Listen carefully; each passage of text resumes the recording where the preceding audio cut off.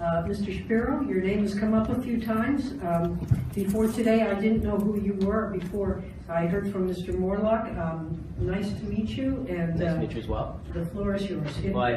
And I would like just to ask, you don't have to because this is free speech time, the subject matter is combating hate while protecting the Constitution. And if you have a couple minutes worth of ideas on that, that would be great. If you'd rather not talk on that, that's okay too. Oh no, I'm really happy to talk on that. Thank you.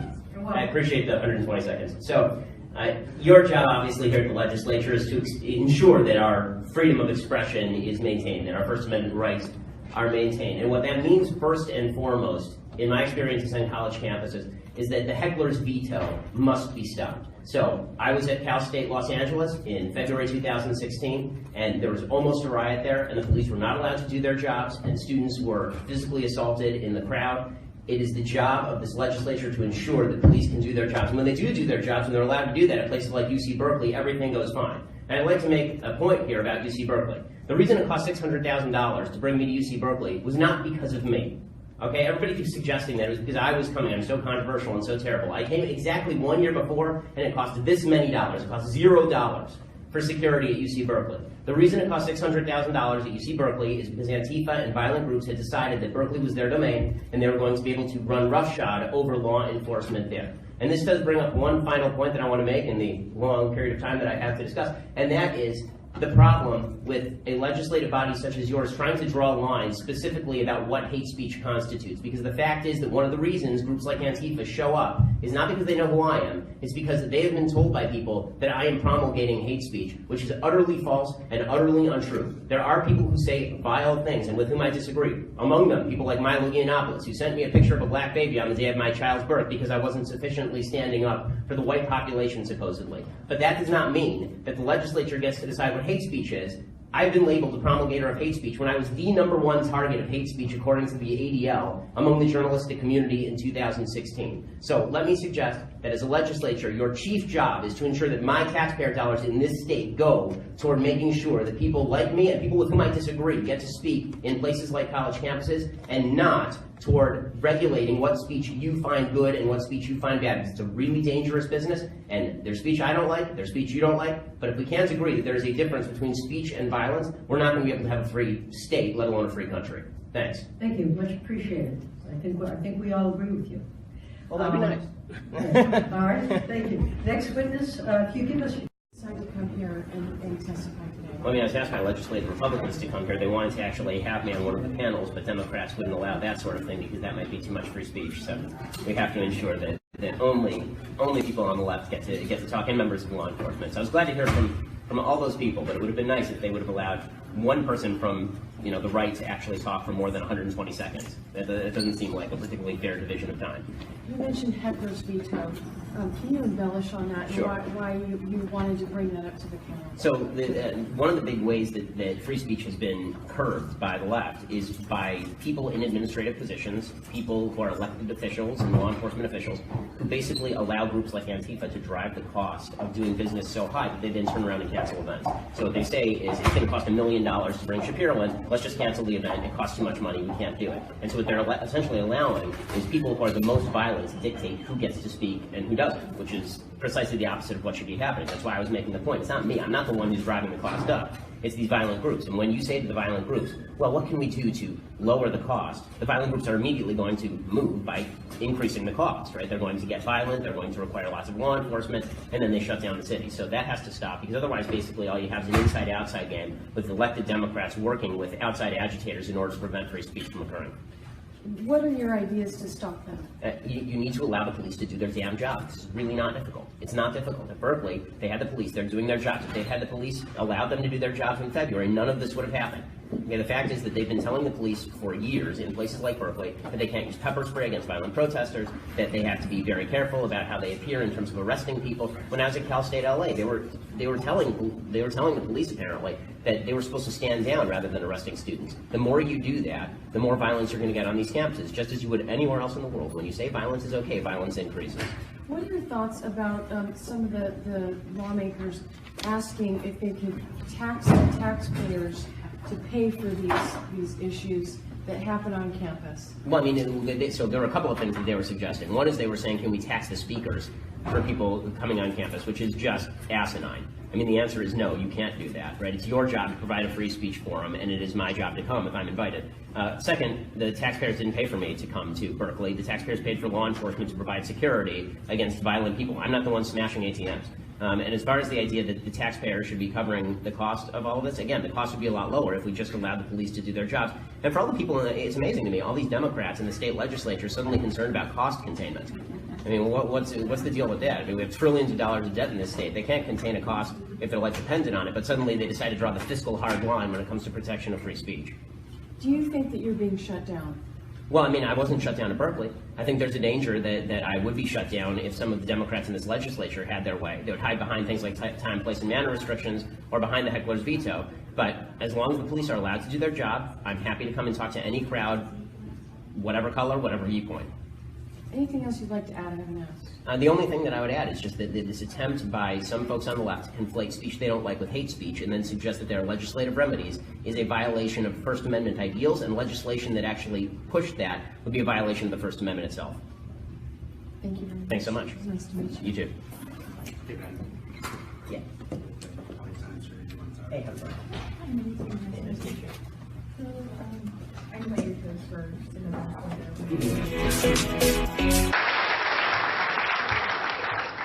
So I believe there's a mic at the top over here, so happy to take questions. If it doesn't look like there are going to be a lot of people who disagree, but if you do disagree, I have a standing rule. Oh, good, okay, good. If I have a standing rule at any speech that I give, which is that if you disagree, you get to go first. Hi, Ben. Hey, how's it going? Huge fan. I actually agree. So far, the disagreement is going well. Sorry about that. But this is actually a question in response to comments that you've made in the past. Specifically, I believe it was, if there is a system of oppression, yes, then point to it and we'll fight it together. Yes. I was challenged by, I was working at a summer camp, and I was challenged by members who are of the left. They believe that there are many systems of oppression, but the main one they pointed to was the prison system. Mm-hmm. And that mainly involved the 13th Amendment, specifically something about a clause that if what is the involuntary servitude? I'm sorry if I'm not completely educated. It's totally fine, yeah. The 13th Amendment bans slavery and involuntary servitude. I know, it's really yeah. bad. But they mainly pointed to a Netflix documentary called Yes. 13th. Mm-hmm. Featuring Van Jones, and I believe, yeah, I know. Even like, I like Van, but he's a comic. Yeah. Nixon campaign advisors and other campaign advisors of previous presidents. So I'd like to know, what do you think about the prison system in terms of how it is a system of oppression? It is not a system of oppression to put criminals in prison. So my view of the criminal justice system is that if you commit a crime, you should go to jail. And there's a very easy way to avoid jail, and it's called not committing crimes. So there's a lot of talk in the United States about the bias in the criminal justice system. There's only one problem with this idea, which is that the crime reports match up entirely with crime arrests, meaning that the number of crime reports that are received by the cops match up by race with the number of arrests they make. So it's not like you've got an enormous number of white people calling the cops on white people, and then the police just ignore it, and 0 black people calling the cops on black people, and the police just go and pick up every black person they can find. The crime rate reports are entirely consistent. Okay, and the talk about how more blacks than whites are being arrested on the basis of certain crimes. Well, yeah, right. The idea is that it's disproportionate. Well, yes, because there's a disproportionate share of crime that's being committed by black people. I mean, that is not a racial comment. That is a statistical comment. It has nothing to do with the color of their skin. It has to do with the fact that there are poverty cultures that exist in certain inner cities in the United States that generate enormous levels of crime, and that single motherhood, which is now at 70% in the black community, is highly linked to crime rates. Again, that's true for white people also. Single motherhood is deeply linked to crime rates in the white community as well. But this idea that cops are just out there trying to randomly shoot black people and arrest black people is just a bunch of crap. And this nonsense where the example that they like to use, their favorite example, just to debunk their favorite one, is the idea that in the United States, an ounce of crack cocaine gets you a longer sentence than an ounce of powder cocaine. I was about to mention the war on drugs. Yeah, so let me be clear about my view on the war on drugs. I'm libertarian on drugs. So I'm for decriminalization of marijuana, and so long as drugs are not actually... and so long as drugs are not actively creating so long as drugs are not creating externalities, meaning you take a drug like PCP and then you go murder somebody, then I don't see where it's the government's business whether you drink or do drugs. All that said, drugs deeply, deeply annoy me from a societal and moral point of view. But when it comes to crack cocaine and powder cocaine, the reason that they are different sentences is because there were a bunch of black legislators in the 1980s who were sick of watching crack ravage their communities and push for longer sentences for crack cocaine. Crack cocaine is easier to distribute, it is more concentrated in form, and here is the best proof that there is no racial bias. You know it's another substance that gets exactly the same sentence for exactly the same amount. Crystal meth. White people get arrested for crystal meth. And the vast majority of people who are arrested for distribution of crystal meth are white. And that does not seem, that would be a perfect case where you would expect if there was bias in the criminal justice system, ooh, they're white because it's crystal meth, they get less time, they don't.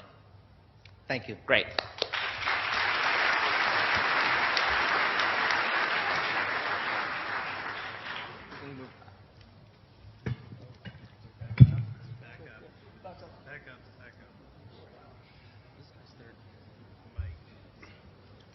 Hi, Mr. Shapiro. I'd just like to say it's an honor to be even asking you a question. This past year, me and a few friends with inspiration from you founded a conservative campus group at our university, UTM. And I wanted to say thank you, firstly, for the inspiration, and also, what do you think should be our role on the campus, and what should be our main objectives? Obviously, free speech, but after free speech. So, I mean, there are a number of things that you can do on campus. First of all, thank you for being the activist on campus. I come and I go and I make speeches, but after I leave, you're the one on the ground who has to do the work.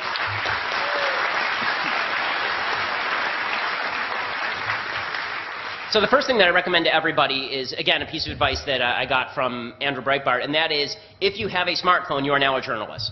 Okay, if you have a smartphone and it has a camera on it, it is your job to expose some of the bad things that are going on your campus. So if you see extreme things that professors are saying, particularly at a public campus, then get me the information, email me at bshapiro@dailywire.com, and we'll cover it. We have several writers who are going to Canadian universities right now, actually. We actually cover Canadian universities relatively in depth from time to time at Daily Wire. So you're a journalist now because no one else is going to cover it. You're the only person on campus who's there to see it. And sunlight is the best disinfectant. As far as other things you can do, obviously trying to take over student government would be great. I know that BDS has become a major issue on a lot of campuses and one that I'm passionate about. I think that fighting BDS is worthwhile. And the best way to fight BDS is not to do the sort of typical Israel defense stuff where you talk about how wonderful Israel is and look, we have girls in bikinis and beaches. No, the best way to fight BDS is to say this is Jew hatred pure and simple. The only reason that you're targeting the state of Israel is because you hate Jews. Because if you really cared about the human rights violations, you'd be talking about targeting Iran or the Palestinians or the Saudis or the Yemenis. Thank you.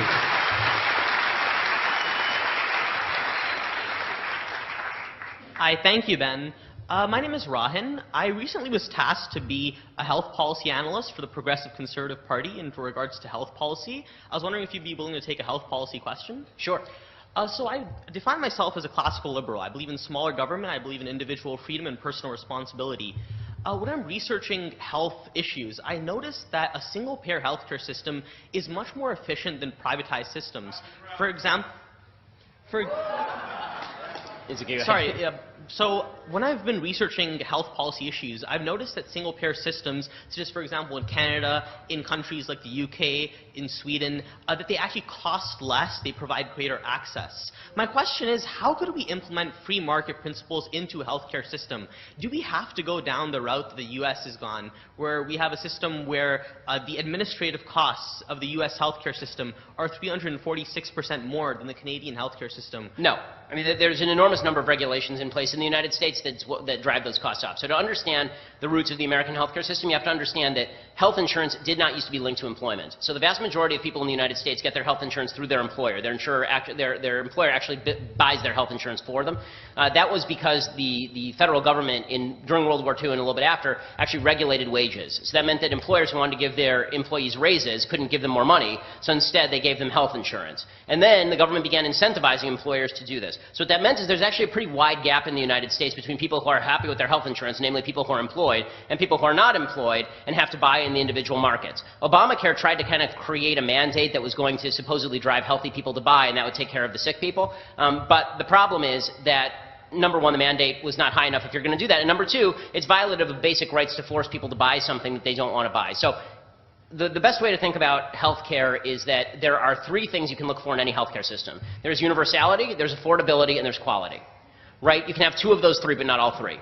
There's no way to have all three. You can't have affordability and universality and quality. So in the United States, the 5-year cancer survival rate is a lot higher than it is in Canada or in Sweden or in Denmark. The vast majority of medical patents still come out of the United States.